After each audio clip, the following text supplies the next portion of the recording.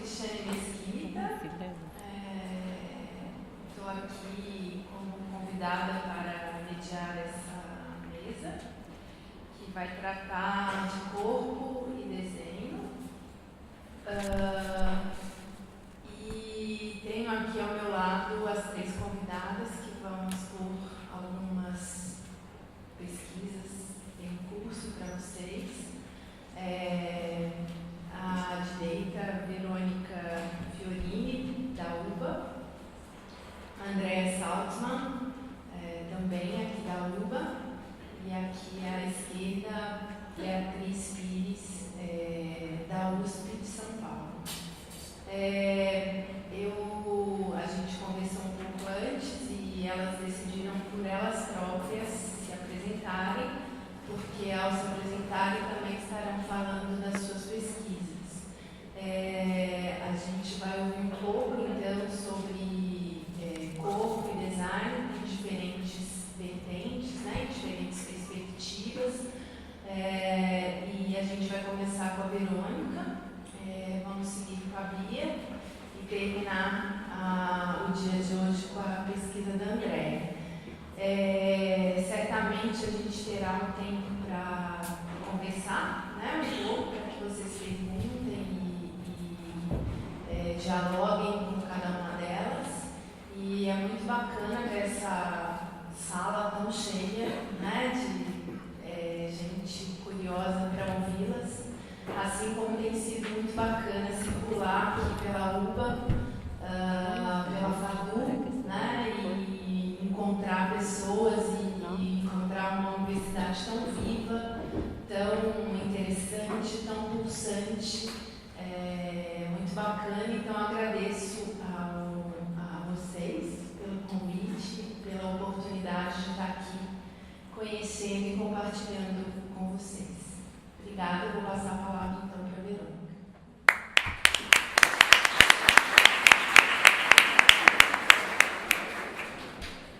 Bueno, quería ante todo agradecer a las autoridades del Congreso, agradecerle a la directora de la carrera, Marcela Decén, y a Andrea Salzman por haberme convocado a esta mesa, a esta charla de debate.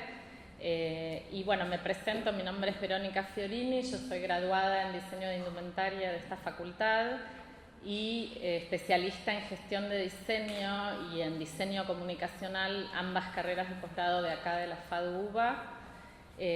Y la realidad es que cuando pensé en preparar esta mesa, quise trabajar sobre un tema que desarrollé en la maestría de diseño comunicacional, en un seminario denominado Imágenes técnicas, dispositivos y pantallas.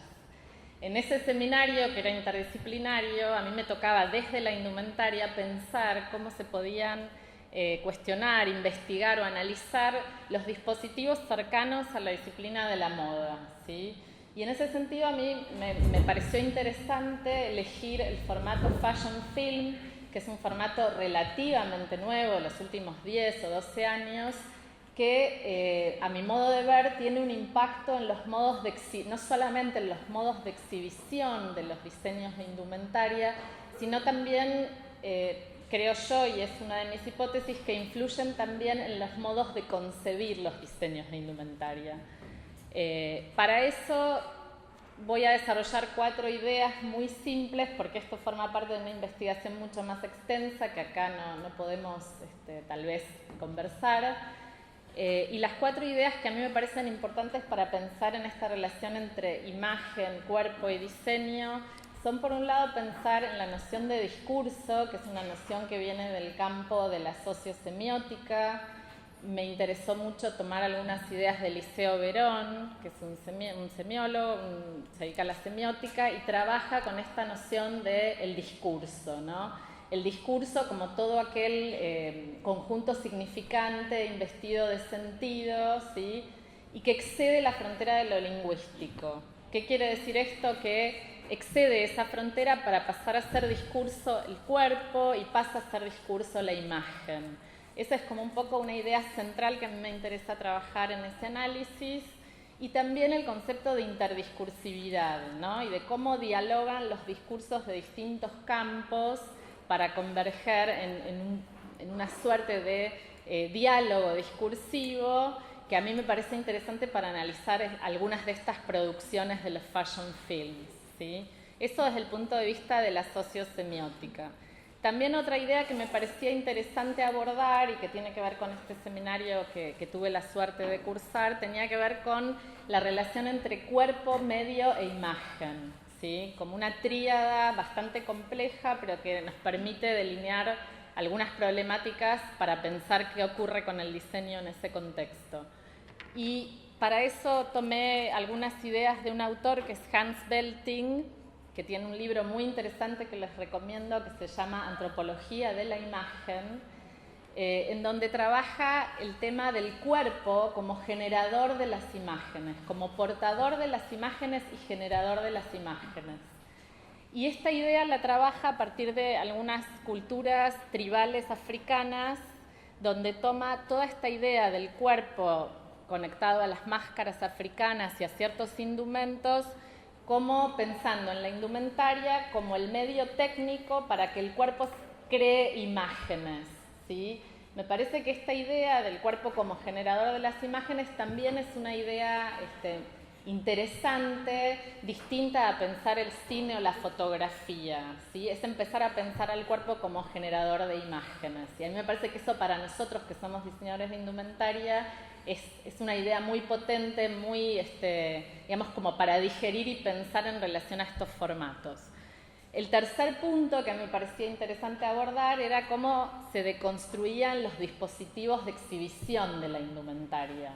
Cómo de repente, digamos, en las marcas se suelen mostrar o exhibir los productos a partir de colecciones o desfiles o publicidades de moda, y el formato fashion film viene a romper un poco estas categorías, ¿no? Que son categorías como más tradicionales de la disciplina, y viene a deconstruir esa idea del desfile y esa idea de la publicidad tradicional de moda, ¿sí?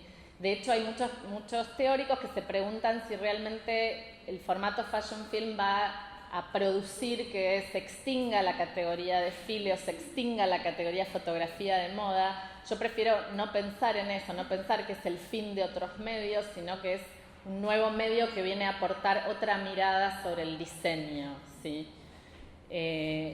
Entonces, ¿por qué las marcas eligen estos formatos de fashion film para comunicar sus ideas, el universo de valores que tienen esas marcas, ¿sí? Para contar, digamos, o provocar ciertas experiencias en el espectador, ¿no? Me parece que ahí hay como ideas centrales que tienen que ver con lo que quiere comunicar la marca y la experiencia que le quiere brindar a ese consumidor de moda. Y una cuarta idea que también me parecía interesante, que era pensar en qué jerarquía de los sentidos nos proponen los fashion films, ¿sí? Tomando un poco esta categoría de Donald Lowe, de pensar en que la jerarquía de los sentidos va cambiando en cada paradigma, en cada época, y que los medios de comunicación modelan esa jerarquía de los sentidos. Pensar, bueno, cuáles son los sentidos que pone, digamos, en relación o que cuestiona el fashion film, a diferencia del formato desfile, ¿sí? En el desfile uno tiene una distancia determinada con el objeto indumentaria, es, digamos, un acto presencial, tiene determinadas características que lo convierten en algo particular. En el formato fashion film esto de alguna manera se rompe, se deconstruye y se ponen en juego otras dinámicas, ¿sí? Hay una nueva visualidad, hay un tiempo que sigue siendo, digamos, tiene ciertos rasgos de desfile, pero hay una nueva temporalidad, en el sentido de que cuando nosotros vemos un fashion film, lo vemos tal vez en nuestras casas, en nuestras computadoras, en el momento que queremos ponemos una pausa, ¿sí? O sea, se arman nuevas narrativas, o sea, hay como nuevos relatos vinculados al fashion film, y eso de por sí nos permite repensar la disciplina, o sea, no solamente pensar en el fashion film, sino pensar en qué hacemos nosotros como diseñadores a partir de que este nuevo medio se pone en órbita, ¿no? Cómo eso puede impactar en nuestros modos de concebir el diseño, de concebir nuestros proyectos de moda, ¿sí? Y yo tengo una anécdota que me gusta contarla, compartirla con ustedes. De hace unos 4 años estaba corrigiendo un proyecto de diseño, yo soy titular de diseño, y la alumna me dice, yo esta textura le pregunto por qué iba a dejar una textura dentro de una prenda, me dice, no, porque yo esta textura la pensé porque cuando haga mi fashion film yo voy a tomar el encuadre de abajo y voy a mostrar esa textura. Y ahí me pareció interesante la anécdota porque yo dije, claro, esta alumna está pensando en su proyecto, pensando en cómo lo va a exhibir. O sea, y el cómo lo va a exhibir la está haciendo repensar su propia metodología de proyectos. O sea, le está haciendo tomar decisiones de tipo proyectual, ¿sí? Entonces me parecía una idea interesante para compartir con ustedes, o sea, cómo va a redefinir nuestras prácticas el hecho de que existan estos formatos, ¿no? Cómo va a redefinir el campo del proyecto en indumentaria. Y para eso lo que yo trabajé en este seminario que les cuento de imágenes técnicas, dispositivos y pantallas, tomé 2 ejemplos que no los puedo pasar porque son muy largos, pero sí les traje fotos de esos 2 fashion films, que son uno, el corto Muta, de Lucrecia Martel, que es un corto de una cineasta argentina, hecho para la marca italiana Miu Miu, ¿sí? Forma parte de los cortos Woman Tales. Y el segundo es The Powder Room, de Zoe Cassavetes, que también forma parte de esa serie de fashion films, ¿sí? Me gustaría por ahí ver algunas imágenes para compartir un poco algunas de estas ideas. ¿Se ve? Sí. Entonces, este corto que se llama Muta tiene algo interesante ya de por sí en el título porque juega con la idea de transformación, de mutación y a la vez con la idea de la palabra mute, que es, digamos, sin sonido. Es un corto donde el único sonido son como unos sonidos en clave Morse, ¿sí? Pero no está el lenguaje presente. Y en eso podemos decir que hay cierta igualdad con la idea del desfile, en donde la palabra no es protagónica, sí por ahí la música, pero no la palabra.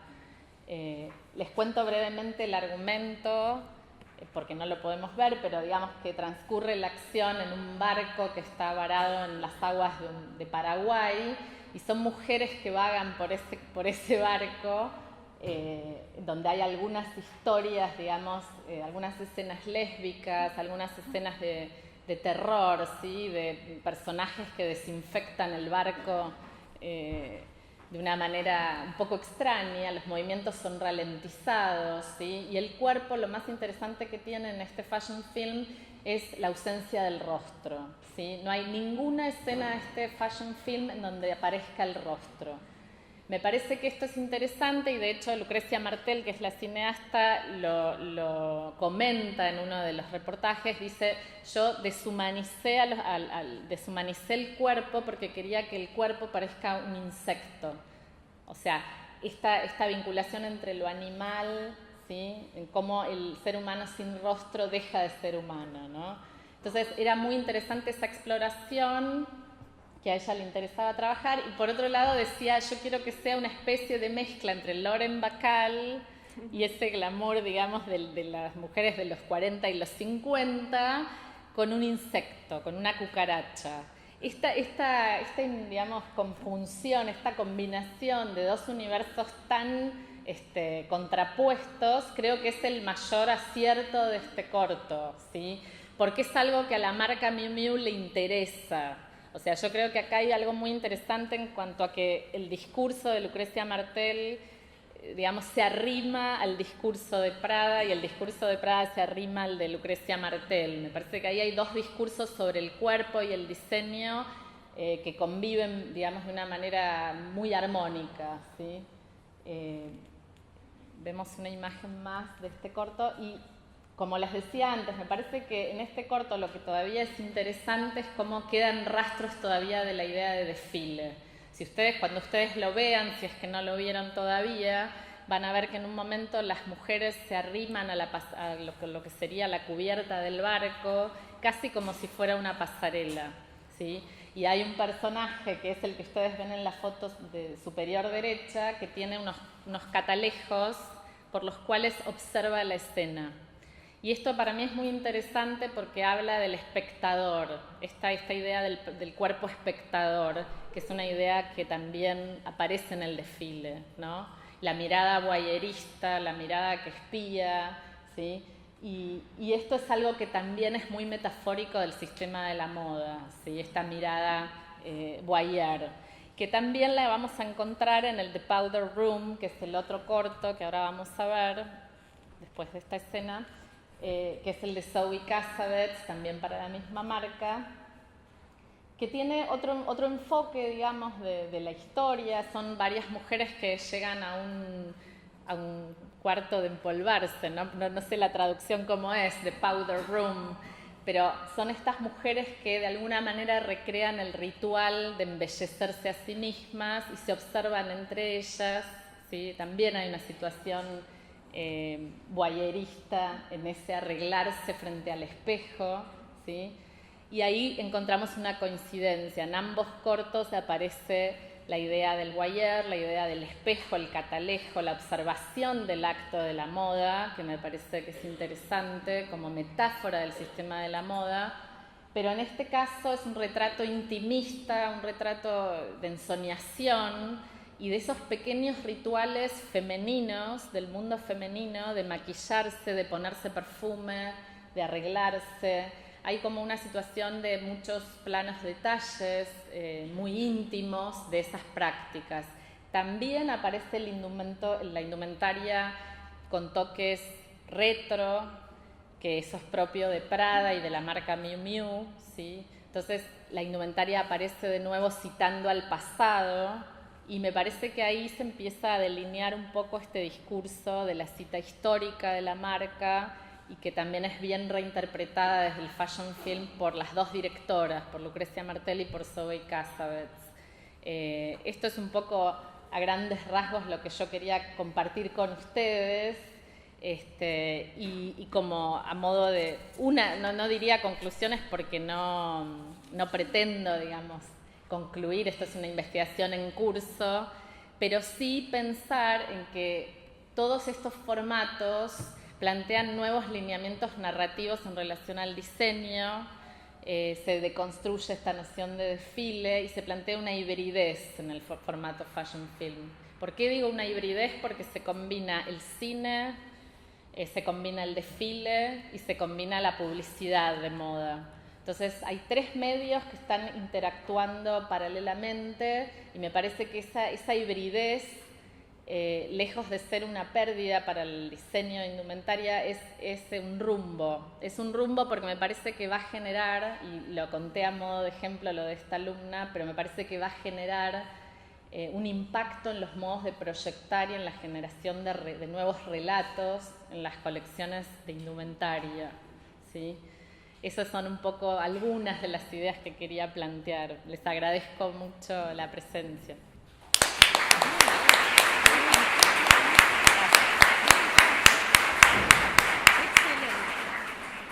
Obrigada, Verônica. Gracias. Passar para mim. Me encantó.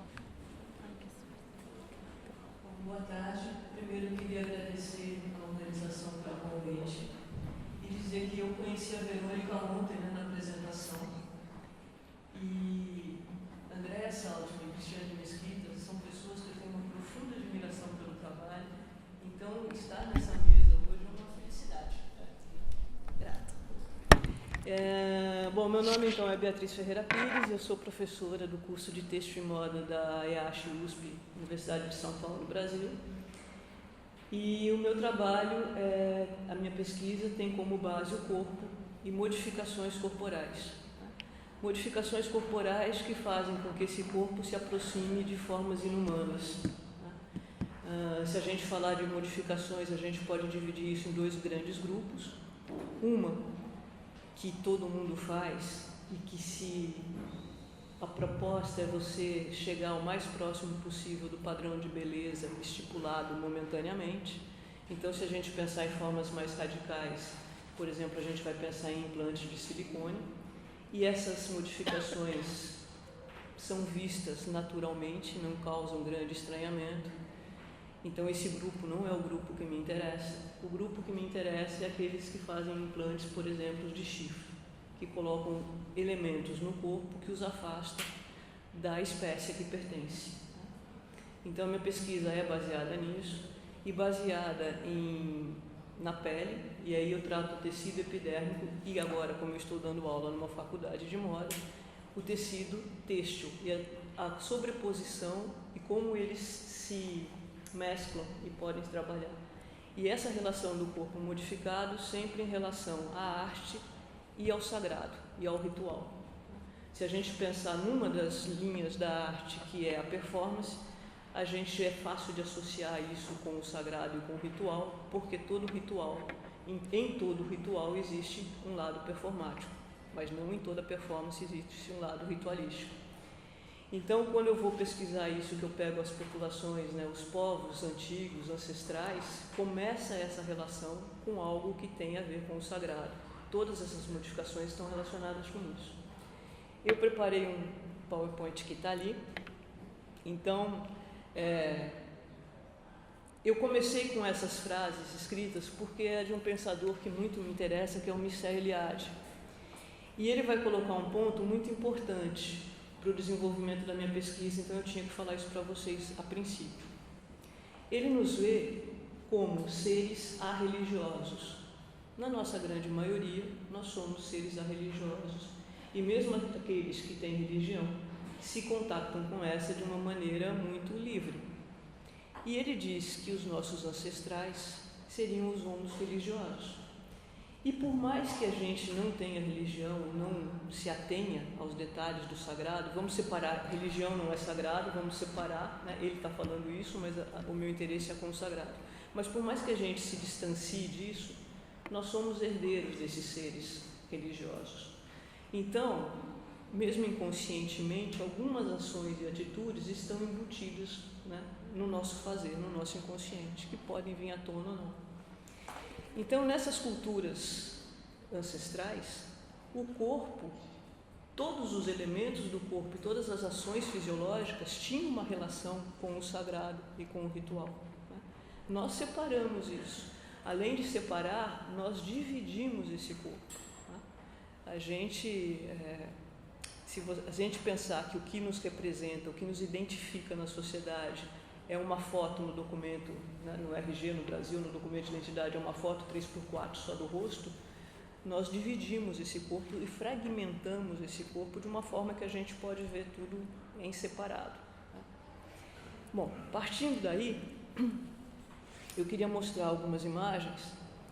Essas imagens de uma tribo do Rio Omo, das beiras do Rio Omo, elas são feitas com pinturas e com os elementos que estão ao redor.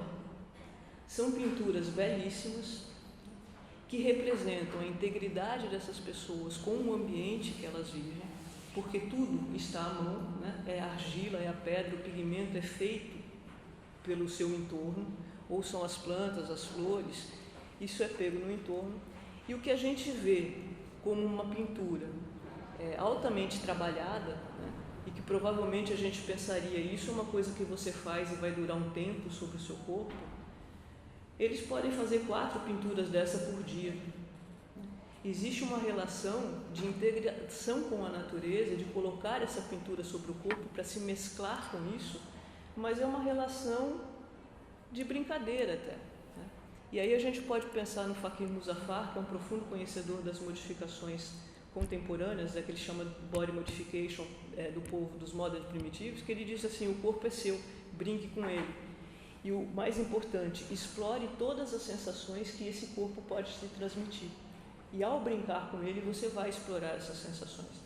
Então, essas pinturas que você faz 4 por dia, você tem todo esse trabalho, aquela última aqui, esse corpo estrelado, né? Isso é de uma beleza, né? E está associado à cor dessa pele, porque isso é um céu estrelado, né? Você vê isso de noite. Então, essas transformações são efêmeras, né? Eles fazem e dura o tempo que eles quiserem. Eles entram no rio, tomam um banho, saem e faz outra pintura. Por favor. Essas outras transformações já não são tão efêmeras assim. Essa técnica chama escarificação. E a escarificação é uma técnica que está sendo feita contemporaneamente, né, pelos ditos modern primitives, e ela é feita através de incisões, né? A pele é cortada e, atualmente, quando se faz na nossa sociedade, o procedimento para que a pele levante esse queloide, para que fique essa marca, você tem que cuidar desses cortes diferentemente do jeito que você cuida deles quando você se corta e não quer ficar marca. Então, um dos processos vocês conhecem bucha vegetal, eu não sei como se fala isso aqui, é uma bucha para banho, mas feita, é um material natural, ela é uma planta, uma esponja para banho.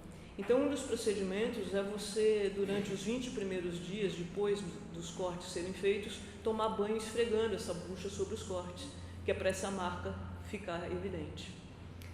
Nessa tribo específica que eu escolhi, dos homens crocodilo, essa representação da escarificação no corpo deles os transforma em crocodilo.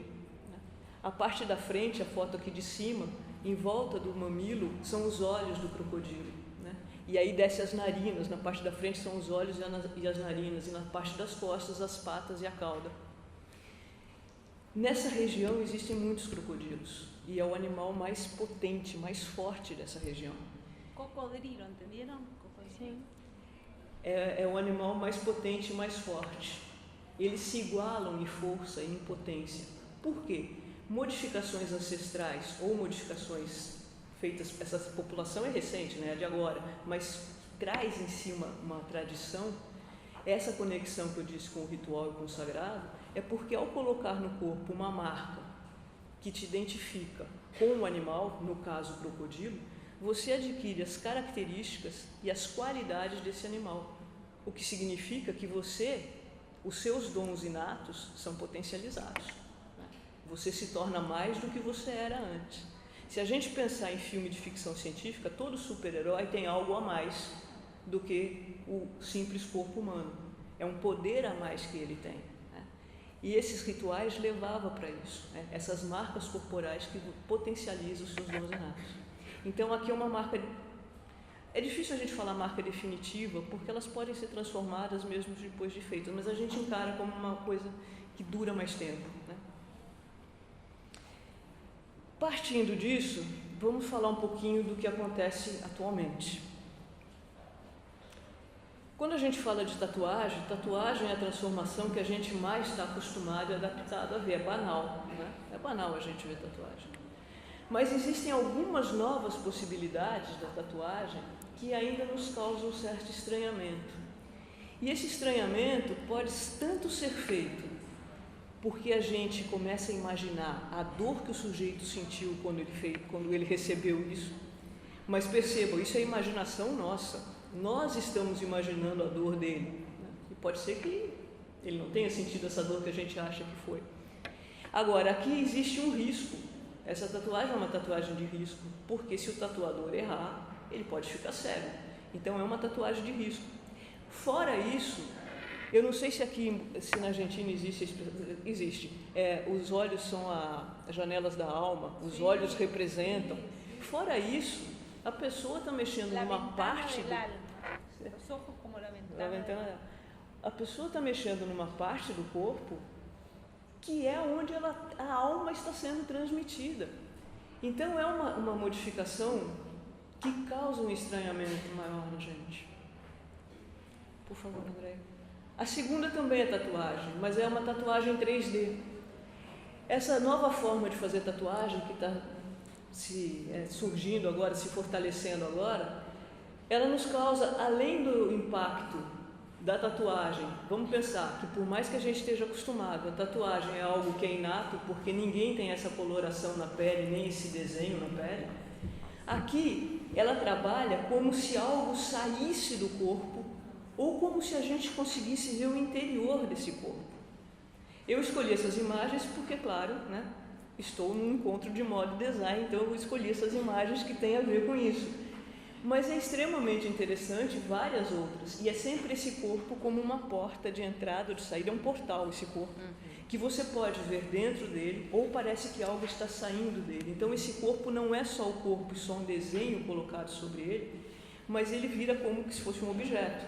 A tatuagem naquela perna fica parecendo que aquela perna é uma prótese trabalhada pelo Alexandre McQueen, né? Fica parecendo isso, e é uma tatuagem. Por favor. Outras transformações.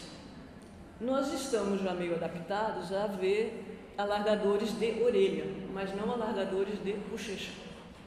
E o que vai acontecer aqui? A gente tem uma outra visão do corpo. Quando a gente vê alguém que tem um alargador de orelha, a primeira impressão, no começo, vamos lembrar das primeiras vezes que vocês viram isso, dava um estranhamento. Mas é interessante pensar que o desenho desse corpo é completamente alterado, porque a luz começa a atravessar esse corpo por um lugar que não atravessava antes. Dependendo do alargador e do brinco que ele usa, a sombra dessa pessoa é muito diferente do que a nossa sombra. E o mundo entra nessa pessoa de uma outra forma. O jeito o jeito constante que isso acontece com a gente, do mundo nos penetrar, é através da respiração. Então, os orifícios do corpo, essa penetração do mundo, e aqui acontece de outra forma. Só que ele colocou o alargador na bochecha. E, dependendo da posição que ele está, a gente consegue enxergar os dentes dele. E enxergar o interior do corpo causa um estranhamento diferente do que enxergar só a luz passando, porque quando é na orelha você não está enxergando o interior do corpo. Aqui você está enxergando o interior do corpo. Mas é um interior que a gente sabe, porque quando a gente fala, dá risada, a gente vê os dentes da outra pessoa. Então, se é alguma coisa que a gente está habituado a ver, por que é que, quando ele se mostra dessa forma, causa estranhamento? Só mudou o lugar, né? Você não está vendo os dentes aqui, mas só mudou aqui. Mudou o ponto de vista, mudou a sua percepção em relação a essa parte do corpo. E isso causa um estranhamento. E o mais interessante naquela foto ali embaixo é porque criou um túnel de luz. Você enxerga o outro lado, você pode enxergar através das bochechas dele, né? Você enxerga o outro lado, o que está acontecendo do outro lado. Uma forma de modificação, que aí foi o exemplo que eu coloquei no começo, que se a gente pensa em implantes de silicone que são feitos para você fazer com que o seu corpo se aproxime do padrão, não cause estranhamento, essa daqui é uma que pode causar estranhamento. O Steve Howard, que é o rapaz que está nas 3 fotos superiores, ele inventou o aparelho que permite o implante. O nome dele escrito na cabeça não é de verdade, aquilo lá foi feito no computador. O que é de verdade são os pininhos que estão em cima da cabeça. Essa interferência não é um vazar do corpo, mas é aumentar a sua dimensão. O desenho desse corpo mudou porque ele cresceu.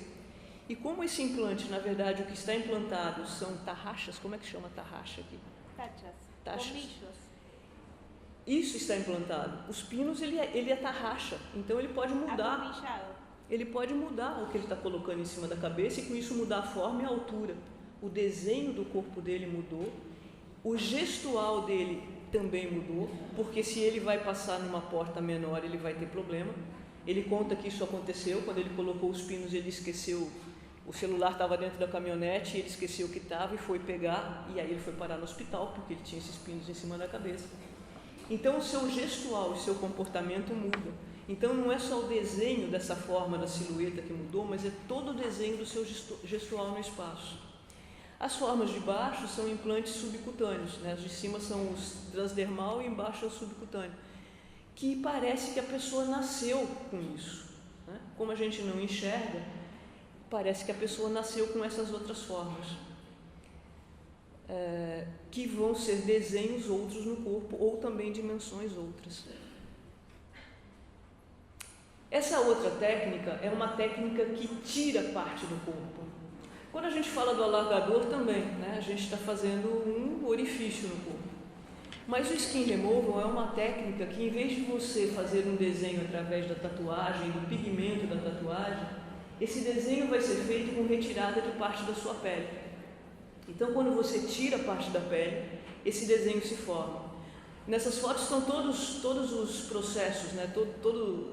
Desde da operação sendo feita, da técnica sendo aplicada, da retirada da pele, até a cicatrização total.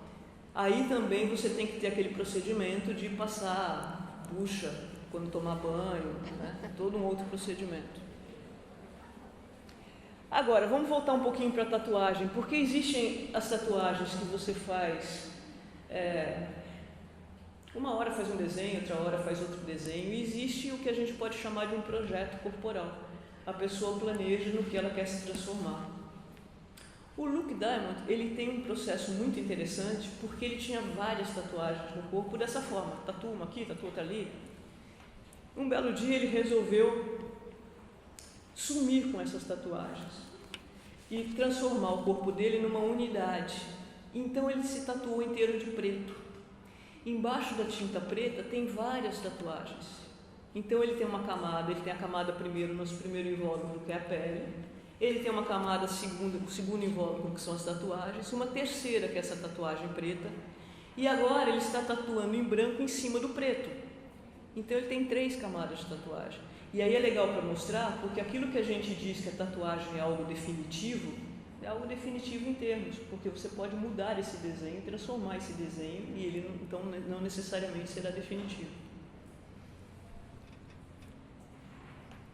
Esse é conhecido de todo mundo da área da moda, o Zumbi Boy.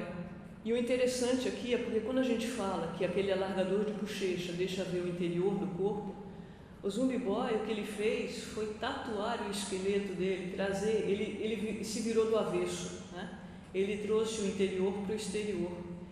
E aqui fica uma coisa bem marcante, porque os ossos estão colocados na exata posição dos ossos dele.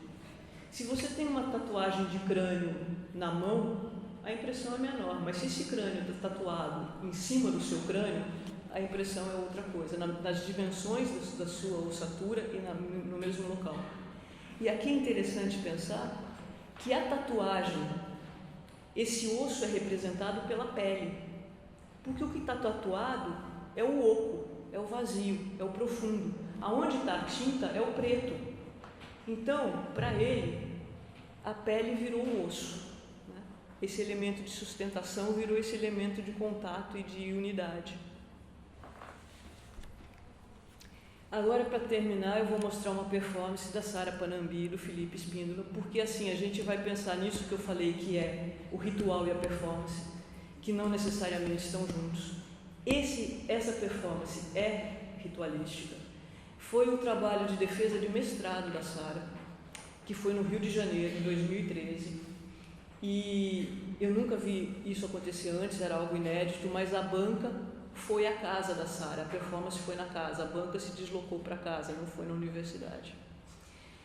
E o princípio é o seguinte: eles acharam uma lenda indígena dos índios Cuirupuru brasileiros, que diz, resumidamente, que o urubu foi o animal responsável por roubar o fogo dos deuses.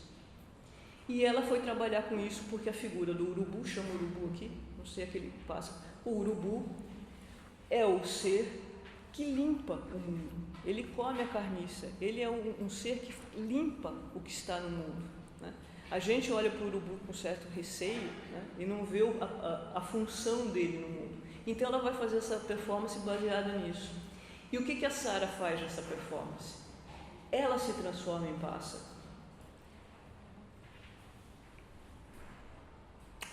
Quando ela entra na performance, nas fotos vão aparecer só a Sara e não o Felipe, porque eu queria marcar muito essa transformação em pássaro. Mas quem coloca cada uma das 77 penas que vão ser introduzidas no corpo da Sara é o Felipe. E cada uma dessas 77 penas que eles recolheram, eles acharam essas penas e foram guardando, elas são introduzidas no corpo da Sara através de agulhas de marcação.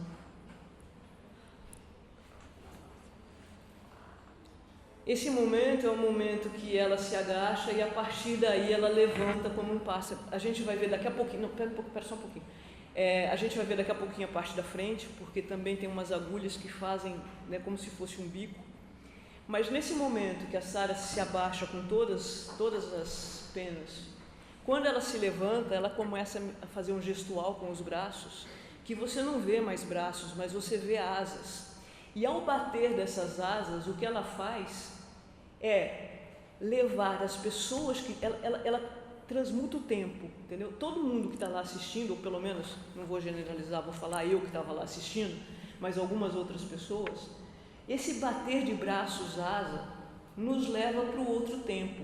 E não é para um tempo só ancestral, é para o tempo primordial.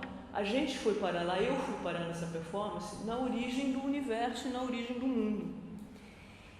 Por favor, esse é o rosto da Sara. Quando ela, depois de colocar todas as penas, fazer o gestual, ela começa a retirar duas essas penas. E ao tirar das agulhas, né, porque tem as agulhas do lábio também, ao tirar esses adereços, que são de um outro ser, e lembra que eu falei da tatuagem do crocodilo, que potencializa o corpo porque você está agregando aquilo, aqui o que ela usou foram as penas. Vão escorrer filetes de sangue no rosto da Sara. E esse filete de sangue dessas agulhas que foram retiradas é que vai nos trazer de novo para o humano. É esse escorrer daquilo que nos dá a vida, que nos traz de volta e que nos tira do tempo primordial e nos traz de volta para cá. Para terminar, último slide, é uma frase do Jung que eu acho que ela é importantíssima para a gente pensar nisso tudo que eu falei. Sinais que remontam uma tal antiguidade da história humana repousam naturalmente nas camadas mais profundas do inconsciente e são captados lá onde a linguagem consciente se revela de uma impotência total. É mais ou menos a sensação que a gente tem quando a gente vê essas imagens. Obrigada.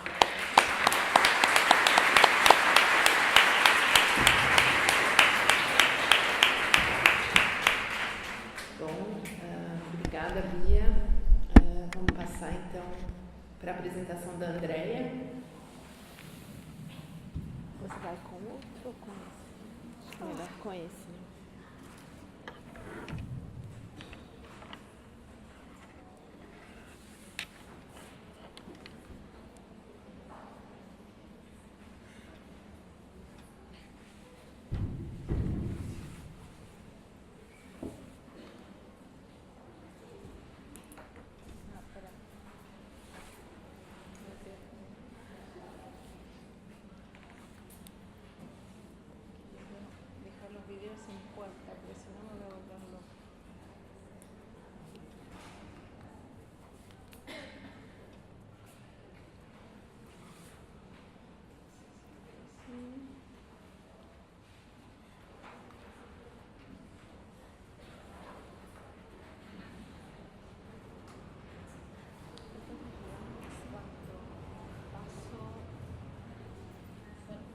Quer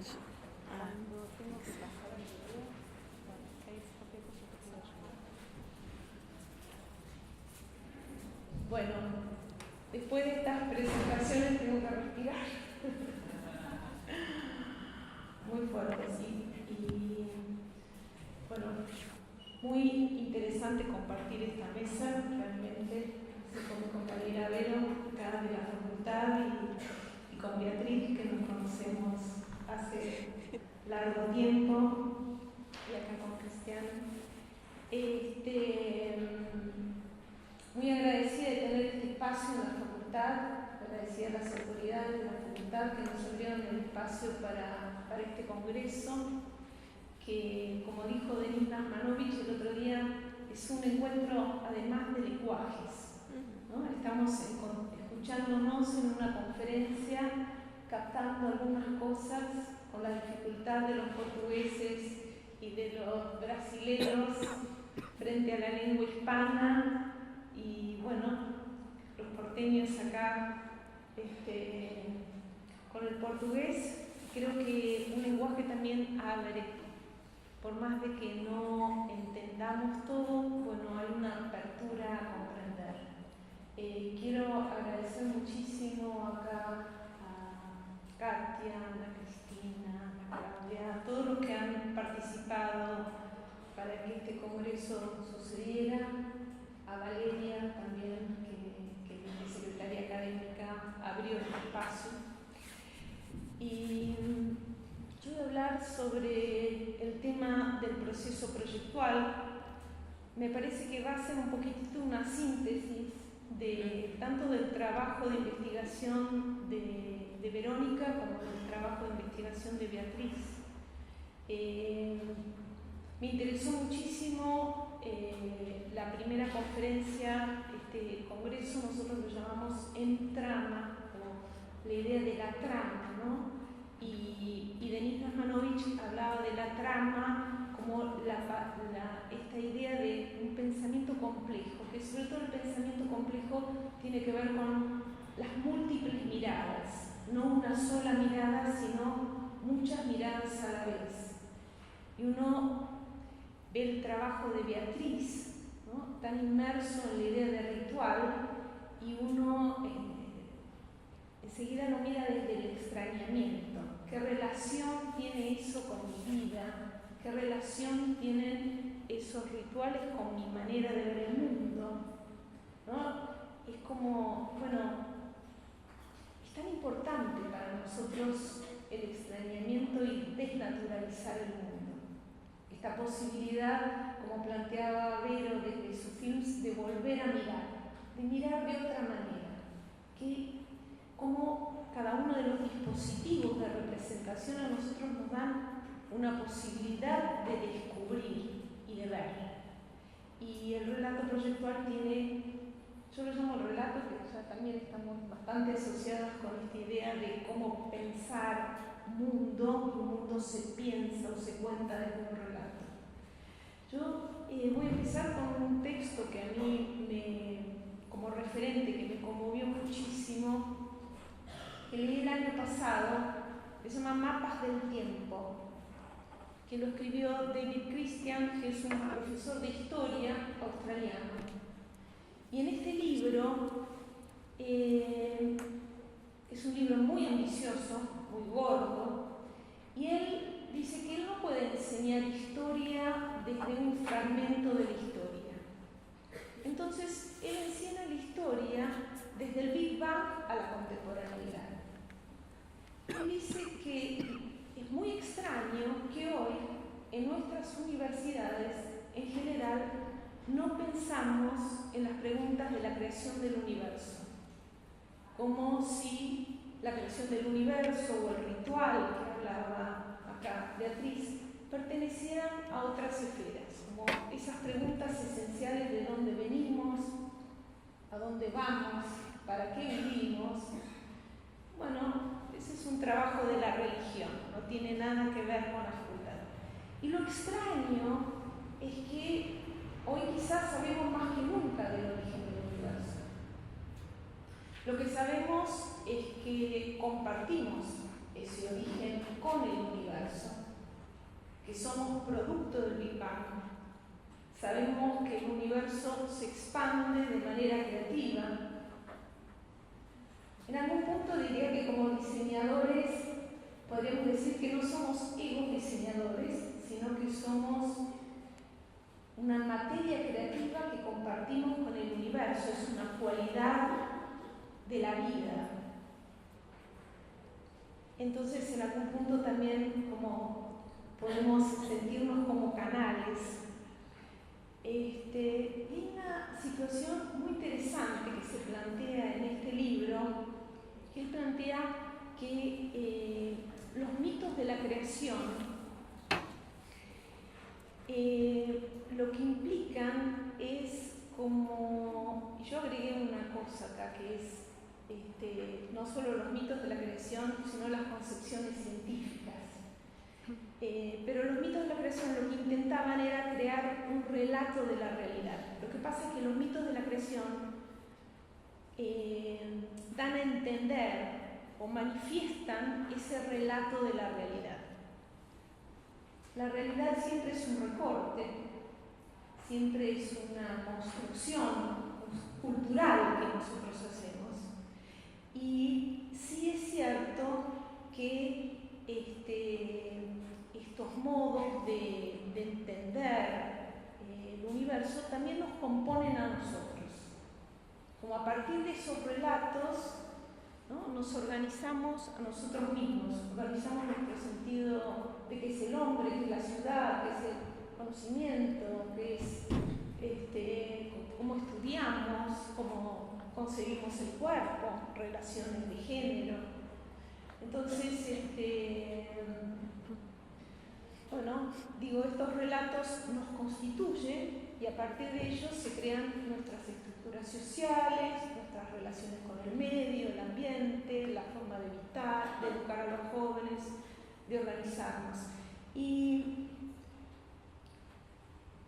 para mí lo más importante es esta historia, ¿no? Como que no es natural, nada de esto es natural. Digamos, si nosotros quizás podemos evidenciar las construcciones que hacemos, bueno, podemos replantear los órdenes. Creo que, y acá me voy un poquitito del orden de las diapositivas, pero hay un problema en la vestimenta y es que es tan próxima a nosotros, está tan metida, tan habituada en la vida cotidiana que casi nos invisibiliza la posibilidad de ver más allá. Como que las formas son y necesitamos despertarnos nuevamente para volver a descubrir, ¿no? Y estas construcciones, por eso me metí en este lugar, siempre son representaciones que implican metáforas. De hecho, hay metáforas en la ciencia que son muy fuertes y nosotros construimos en base a metáforas, como la metáfora de la máquina, tan fuerte en la metáfora de la transformación. Y cuando hablo de transformaciones, digo, cuando hablo de construcciones hablo de formas. Pensar que la Tierra es plana es toda una concepción del universo que nos lleva a mirar el mundo de una determinada manera. El universo esférico, que nosotros giremos alrededor del Sol o que el Sol gire alrededor de nuestro, digamos, siempre ha generado situaciones muy violentas en la sociedad. Y es como que estas representaciones quiebran los órdenes. Entonces, voy a mostrarles dos videitos muy cortos que a mí me pareció que servían como para ver este quiebre de visiones.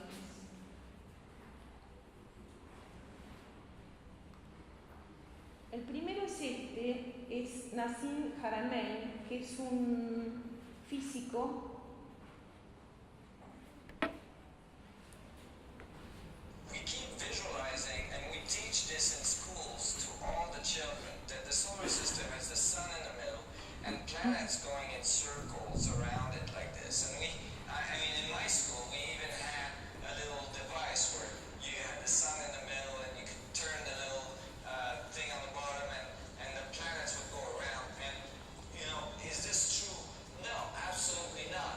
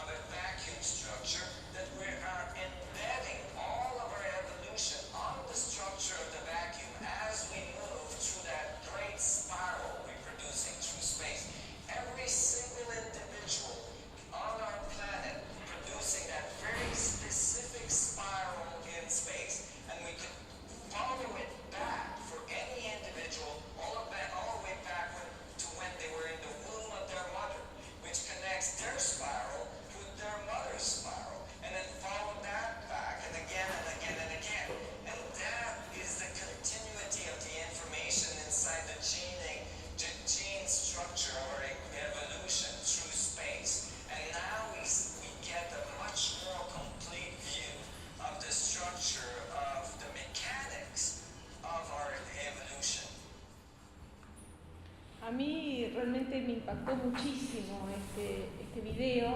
Estaba buscando, tratando de entender, incluso me impactó muchísimo esta noción de vórtice y la velocidad de desplazamiento del Sol, que nunca la había pensado, y sobre todo que yo ya no veía el planeta Tierra, sino que lo que veía era esa dinámica de movimiento y transformación a partir del vórtice. Encontré otro videito que les voy a pasar un pedacito, se lo recomiendo, lo van a encontrar como a unidade da geometría. Fíjense cómo aparece el vórtice también con relaciones muy...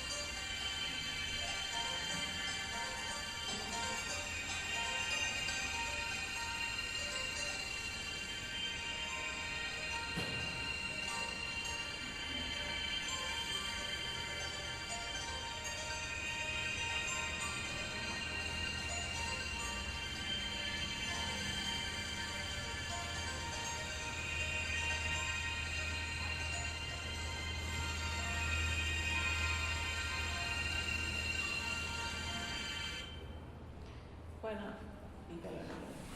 pero lo interesante de esto básicamente tampoco es cierto. Digo, ¿cómo podemos pensar en base a relaciones? No es que esto sea así, pero lo interesante de estos relatos es cómo nos permiten imaginar, porque desde ahí... Ahí. Gracias. Van planteando interpretación en base a relaciones, ¿no? Un poco como decía David Christian, ¿no? Cómo poder ver desde un lugar más amplio y sobre todo soltarnos para descubrir. Y de ahí yo diría cómo pensamos la vestimenta, qué relaciones establecemos en torno a ese saber proyectual. Y desde ahí yo voy a ser como muy dura, ¿no? Como hay una mirada de pensar el diseño como un producto. Sería como la situación más desde esta visión fragmentada, ¿no? Sujeto-objeto. Yo hago ropa. Sería casi como separar de todo el misterio que revela ese espacio de interacción entre el cuerpo y el mundo, ¿no? Cuanto más literal es la relación, menos capacidad de imaginar y relacionar. Y por eso es que nosotros hablamos tanto del concepto de metáfora. Borges dice que el inicio de toda palabra es una metáfora. Y Denise hablaba de la idea de interpretación, como que todo es una interpretación. Y constantemente estamos en ese juego de interpretación que implica que generar conocimiento es siempre imaginar.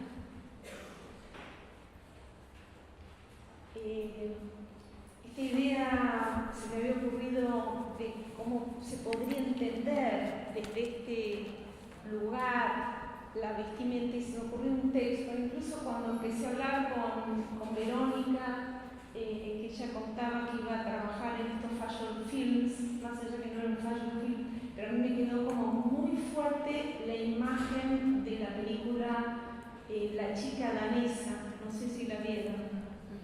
Pero es una película que realmente juega constantemente con esa idea de interior-exterior, ¿no? Con esa idea casi de piel, lo que lo construye al personaje la vestimenta, lo que lo construye frente a los otros la vestimenta en ese universo conceptual, lo que le permite sentir, lo que le impulsa a través de lo que siente en su modo de mediar o relacionarse con nosotros. Por eso me acordaba de este texto de Paul Auster en El Palacio de la Luna, cuando dice: en momentos de tensión y tristeza constituía para mí un consuelo sentirme arropado en el calor de la ropa de mi tío.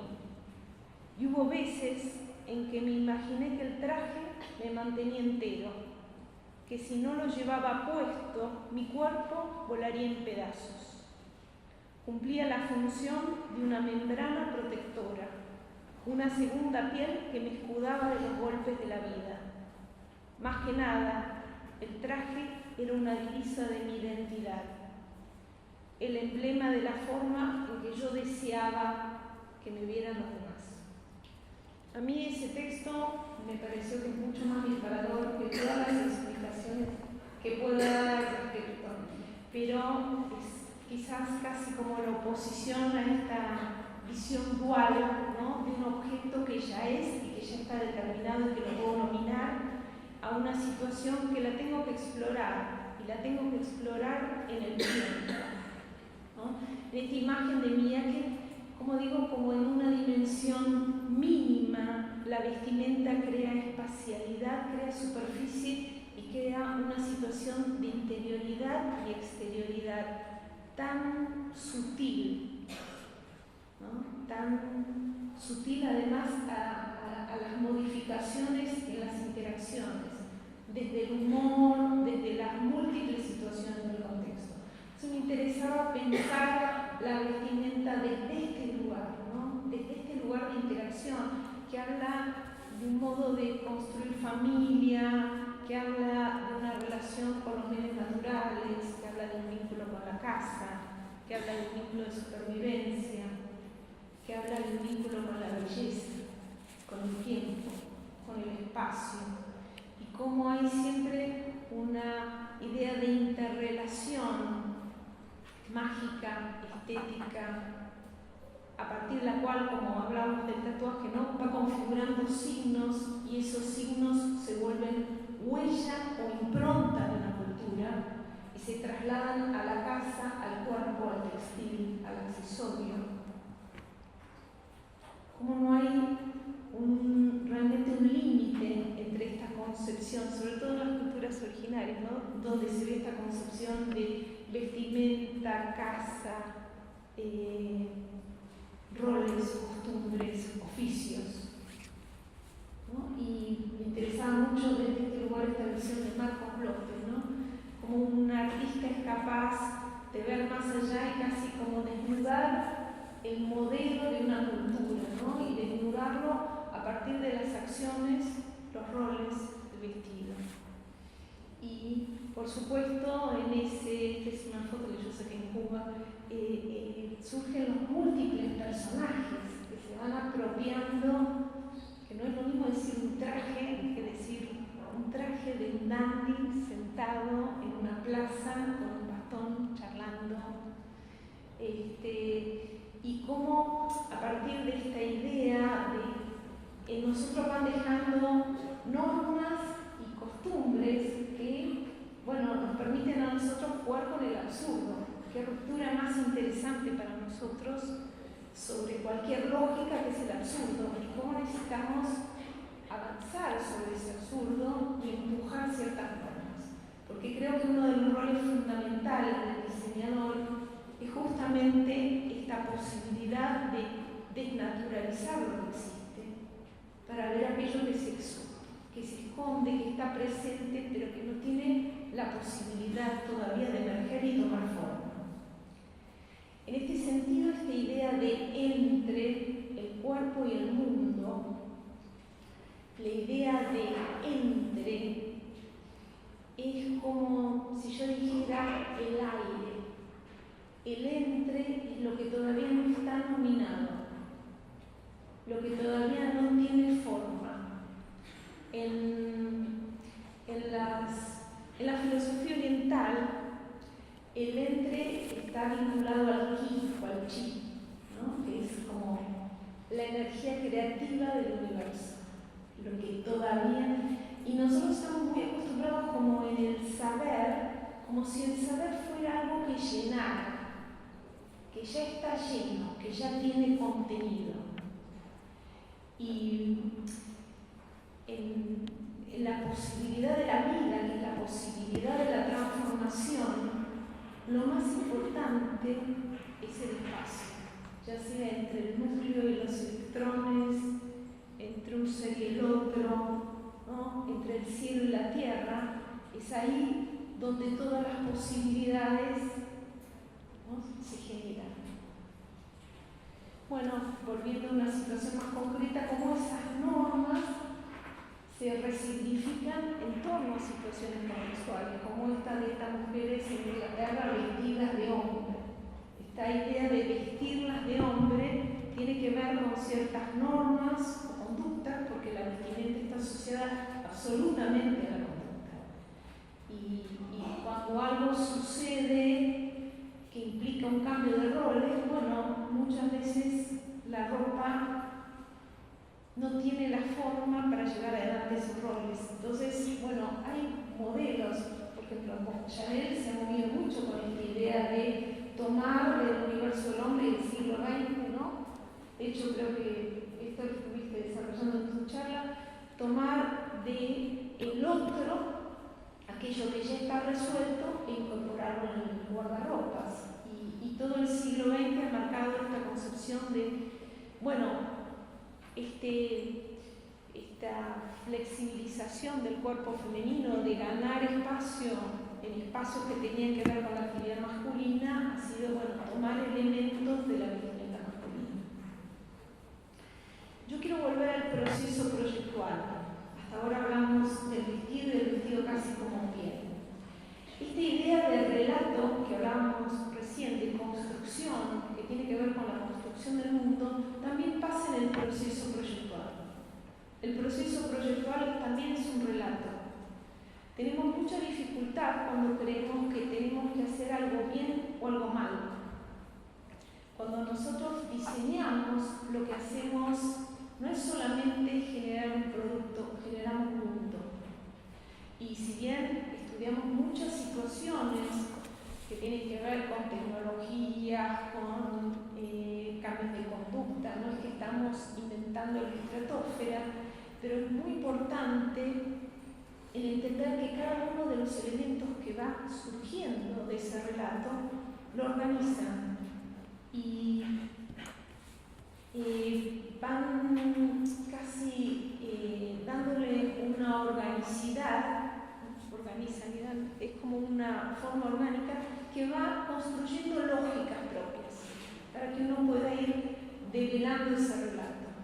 Y insisto con esto, tiene un carácter metafórico porque todo lo que es literal me lleva a la repetición de lo que existe. Entonces, bueno, vuelvo a esta modalidad de representación que nosotros jugamos cada vez que llevamos adelante un proceso proyectual y me interesa mucho desde este lugar la idea de la mirada, ¿no? Como uno siempre ha tenido como esta visión de la mirada dual, ¿no? Miro el objeto, miro el sujeto, ¿cómo hago para ver la copa y los rostros a la vez? Y una cosa muy interesante de esta mirada tiene que ver con la mirada enfocada y la mirada desenfocada. Porque la mirada desenfocada es la que me permite alejarme, ¿no? Ver más allá. Voy a mostrar algunas situaciones de relato de procesos desarrollados en la cátedra. Estos son trabajos de primer año para nosotros, primero lo tenemos claro. En primer año nos cuesta mucho alejarnos del objeto. Si nosotros decimos vamos a desarrollar diseños estampados, es casi como bajarlo. Ahora, cuando nosotros empezamos a ver la asociación de mundos que en algún momento pueden ser un collage y que van teniendo traducciones. Denise hablaba mucho de la palabra traducción en la primera conferencia que dio hablando de la complejidad.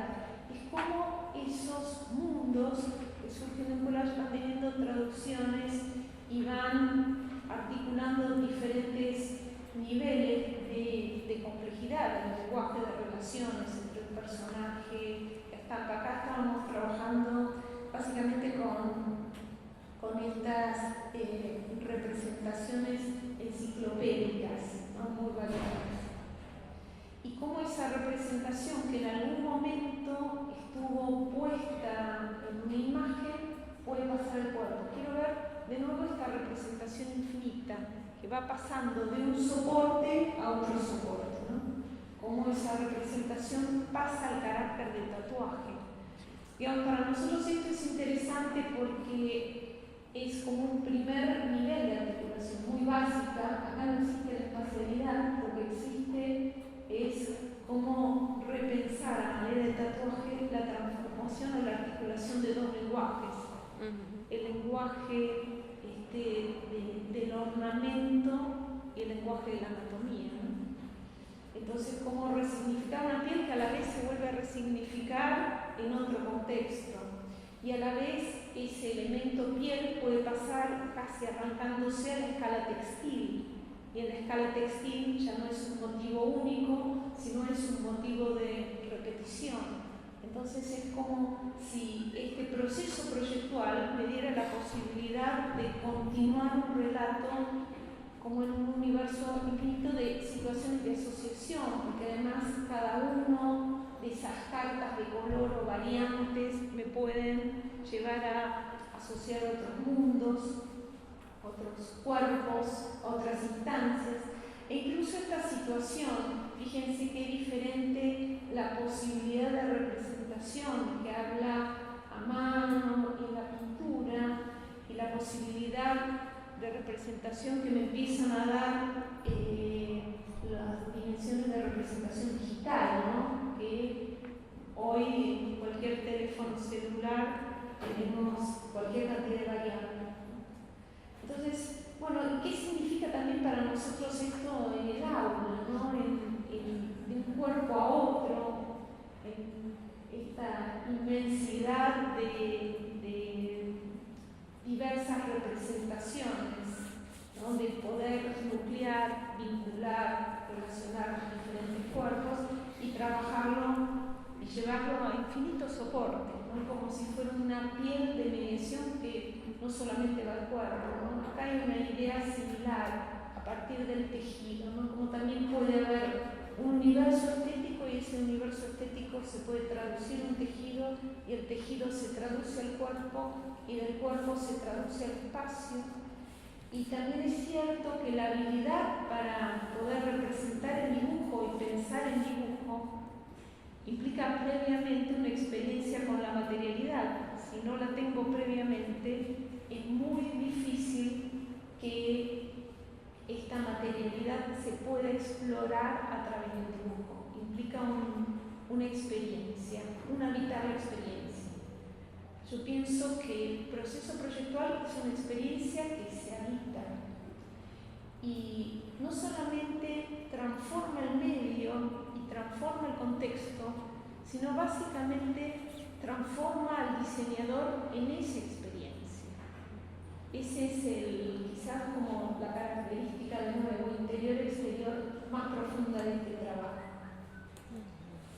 ¿no? Y hay infinitos mundos, infinitos personajes que emergen de esta investigación. Digamos, hay trabajos que pueden surgir desde estas experiencias matéricas o que pueden surgir incluso desde el cuerpo del personaje.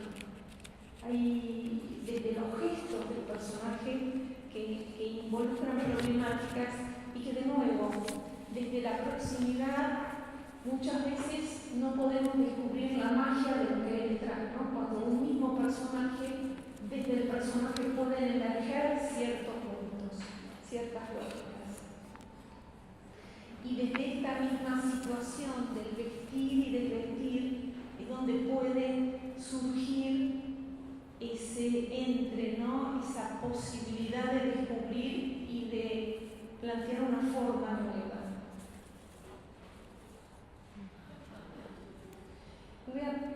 Voy a plantear esta de niño y corto. Sí.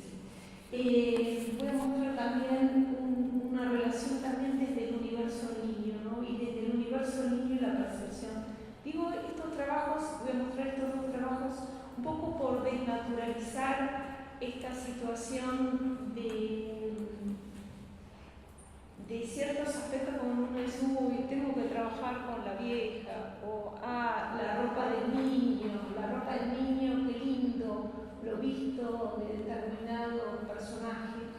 Y esta posibilidad de volver a sumergirnos en el universo de la percepción, quiero mostrar sobre todo cómo es el trabajo de la clase, ¿no? Porque trabajar con los chicos, ver la ropa en la acción con los chicos, tenerlos acá en el taller y que ellos mismos puedan ser los exploradores donde ellos nos pueden ir dando la letra para cada una de estas situaciones que están ahí como planteadas y entender las relaciones de ese mundo. Voy a contar acá que creo que quería pedir una sola cosa.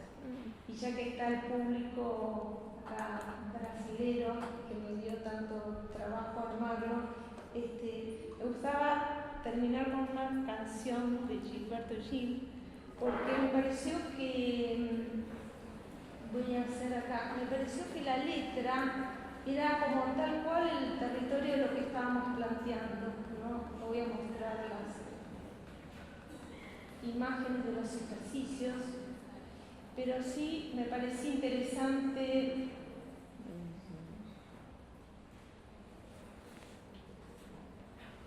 no puedo poner la letra primero porque tengo que poner la música.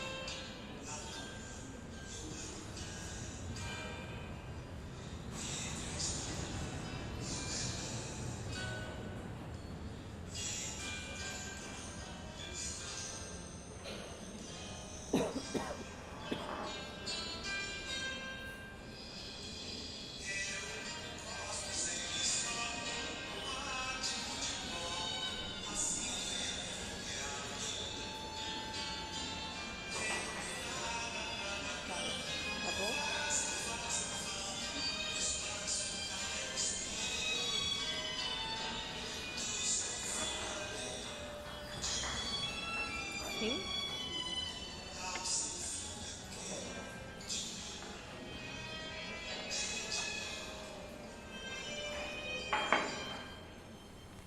Uma DJ.